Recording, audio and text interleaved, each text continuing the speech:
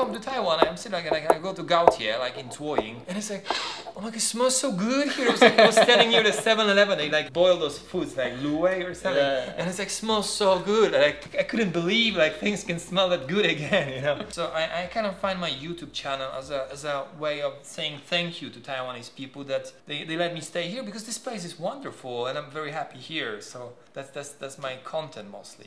Hi everyone and welcome back to another video. If you already are familiar with foreign YouTubers here in Taiwan, then you should know that I am 外国人介绍台湾 and Amadi is 外国人猜台湾. Yeah. But he's also 介绍 Taiwan and I'm also 猜 Taiwan. So, so we could exchange programs, nobody would even know. Exactly, we can just like switch channels. It wouldn't really be that big of a difference. You and I have a very special and unique relationship. You're the only YouTuber that I have made a video with. I actually find Taiwan as one of the safest countries in the world. But never actually met. All right. Until today. 6 months ago, 8 months ago, and then my baby was born and like... Congratulations, by the way. Thank you, thank you, thank you. So, I just want to make sure that I actually get to know you a little bit better in this video. All right. You're obviously not from Taiwan. No. You're from Poland.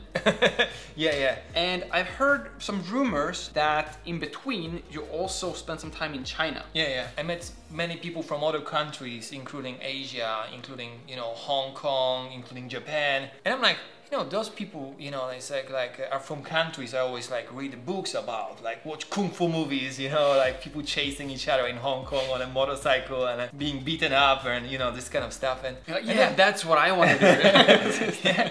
So you were interested in like East Asia in general then? Yeah. But then you moved straight to China? I moved to Macau first because I have friends there. And then, yeah, Macau is really small. I mean, it's like 20 square kilometers. Then like a friend of mine who was living in China, and he said, no, you could just, you know, you're a white guy, you can be a teacher in China. It's 2012, right? You're white, you look like you speak English, right? And I'm like, yeah, sure, you know, why not, you know? And how much teaching experience did you have? Zero.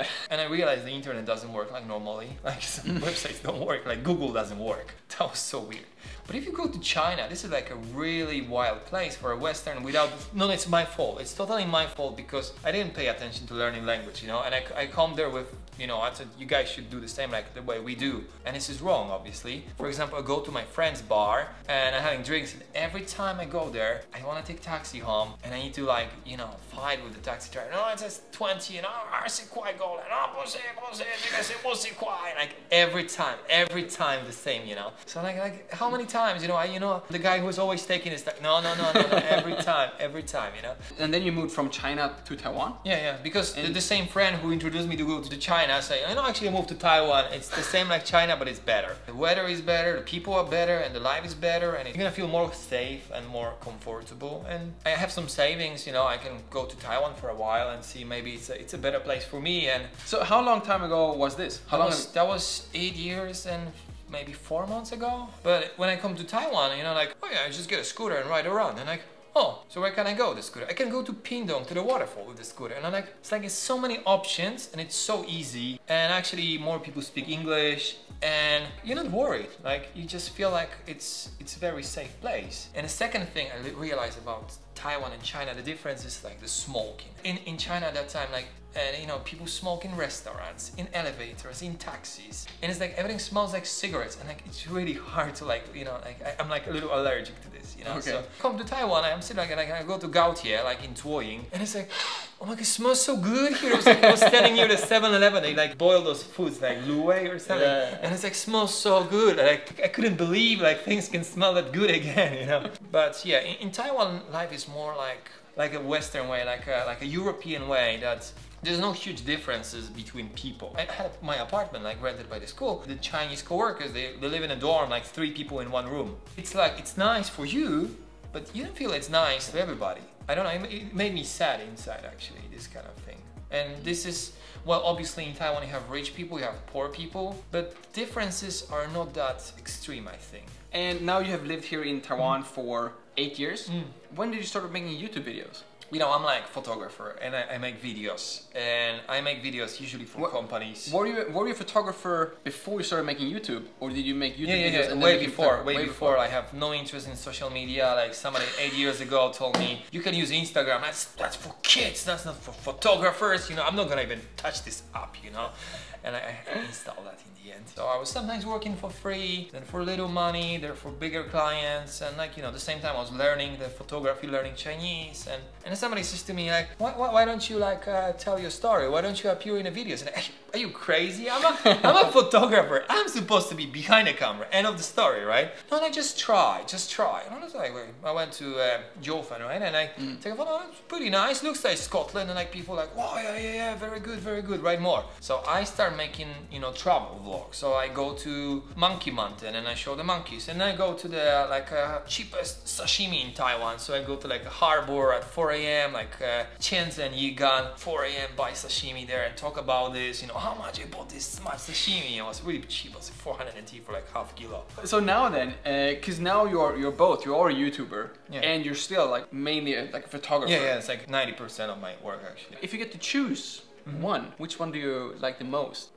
This is very difficult. I think they actually kind of like overlapping somewhere. What I get from my jobs is, you know, I had to have, you know, I had a chance to work with the Taiwanese president, with the, you know, mayors, both mayors of Kaohsiung before, and I have a chance to talk to. It's like for me, those people and those encounters and those, you know, the work for them is so inspiring itself. And on the other hand, I also like other people, you know, like I love to share my stories. So I kind of find my YouTube channel as a way of saying thank you to Taiwanese people that they let me stay here, because this place is wonderful and I'm very happy here. So that's my content mostly, and like motivation for the videos. If there's someone else then who wants to make the same journey as you did, what is something that you feel like they should know before coming here to Taiwan? I think very important thing is that, you know, it's a different culture here. You know, some things that in your country are normal are not normal here, or not acceptable here, and it works both ways. The thing is, you have to learn those things and never think, okay, oh, in my country we do it better, or in this country we do it better. Actually, they run pretty well country, like how they deal with COVID or this kind of issues. They have a great economy. They're a very self-sustainable country. You know, they produce everything locally. They don't need to care about, you know, other countries and importing things. So it's a good thing to learn about Taiwan, and definitely learn Mandarin. Maybe some words in Taiwanese. People are gonna be very happy. Like from my experience, most foreigners who come to Taiwan actually they get stuck here. It's like a black hole. You know, it's like a Bermuda Triangle. You come to Taiwan, you never get out. So when you came here like 8 years ago. What was your plan? How long did you plan to stay? It was like a few months. Right? Like one visa run. I don't get it. Like every single foreigner I interviewed, you know? Like some of them have been like married already, and like they came here because of the Taiwanese wife or Taiwanese husband. Everyone who comes here as a single person, they just like, just gonna try it out for like 1 year and then let's see what's gonna happen. And speaking about getting stuck in Taiwan, now we have a family.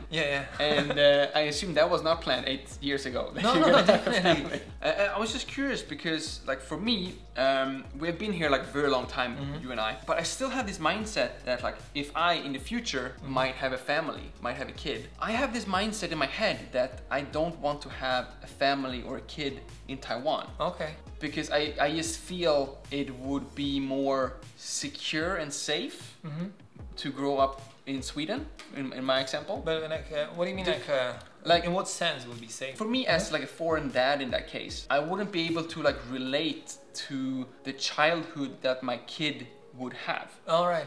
Do you feel like that as an actual dad now? Or is it too early? I actually think it's a different experience, but the world moves, you know? The world changes, you know? I don't expect my kid to have the same childhood like me, because it's just, you know, you have smartphones now. 30 years ago, you didn't have smartphones. I mean, things change, you know? True. It's like, I think you can have both. You can have the same, you know, things I used to do as a child, plus things I do in Taiwan, and things that my wife used to do when she was a child. I think you can mix those things, and that's actually even better. I teach my child like Polish. So, you know, I want her to learn both, you know? So I believe that at some point, actually, she's gonna benefit from having, you know, both options. Oh yeah, absolutely. Yeah. So I'm just selfish. Like I just want my kid to become a Swedish Viking. You know? Yeah. I don't want to look down on the other foreign YouTubers in Taiwan or the other YouTubers I met, but I feel like you and Xiaobei, are the ones who like actually care about the quality, you know, and you know the difference between like auto and manual mode on a camera. And you can really tell it. Like, you guys don't see this in the video. No, I mean, like, you don't see this right now, but I was gonna say, like, you have like microphones and lights just like everywhere, whereas some YouTubers, we're not gonna mention names, Cole Fogel. I'm just saying that when Cole go and record videos, he uses his iPhone 13. Nothing wrong with that. And I think his videos is amazing, and I love you. I just appreciate the extra time that you take. And I just hope that everyone else would also appreciate it by supporting you. Thank you. And go and subscribe to both your YouTube channel, yeah. and now you actually have an Instagram account. Although it is only for kids, yeah, apparently. Yeah. Nothing special there. Yeah. And then please also subscribe to mine if you haven't already. My name is Lucas. Starts with L as in like, ends with S as in subscribe.